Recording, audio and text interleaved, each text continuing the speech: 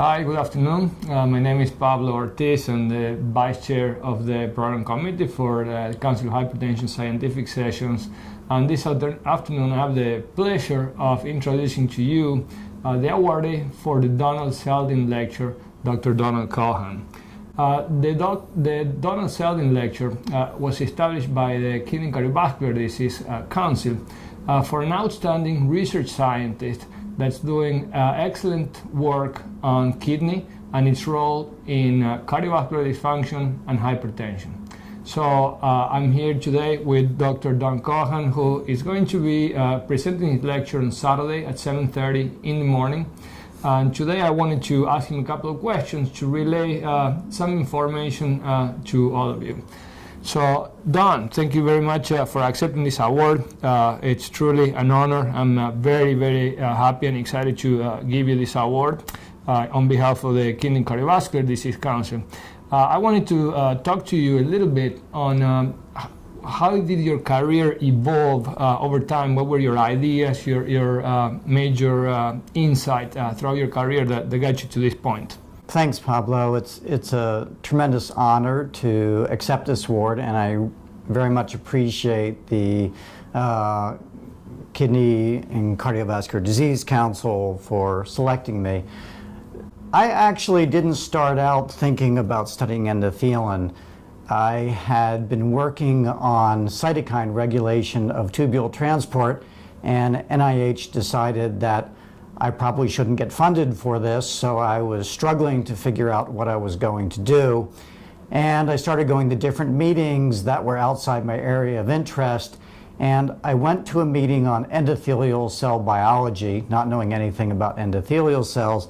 People started talking about this newly discovered compound endothelin, and somebody said, I think it might have something to do with regulation of sodium transport.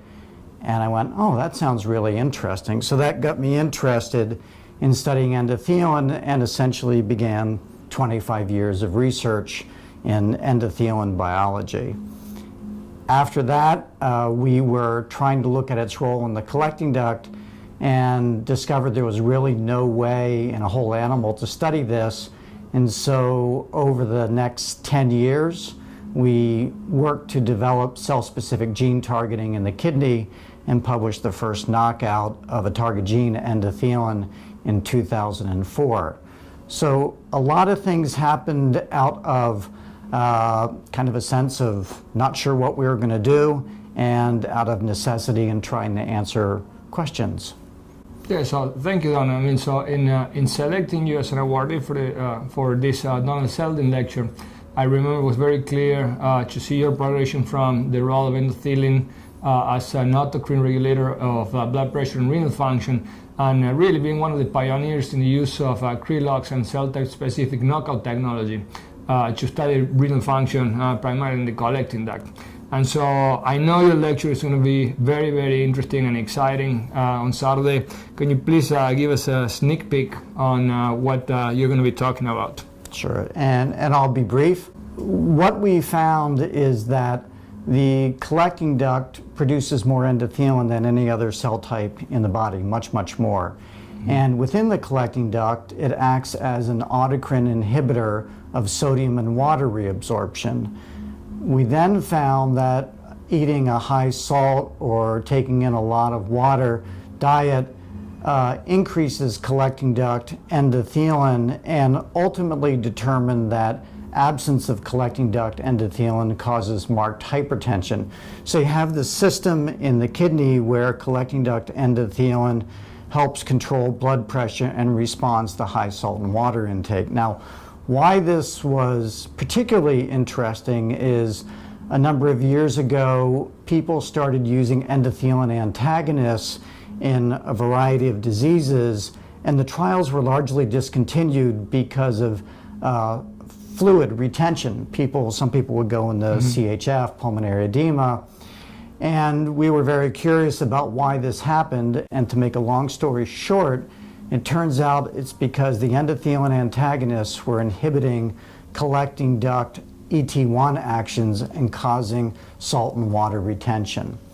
So we began a series of studies and basically figured out you could give these antagonists at doses that would be protective as far as pathologic processes were concerned, but would not cause fluid retention.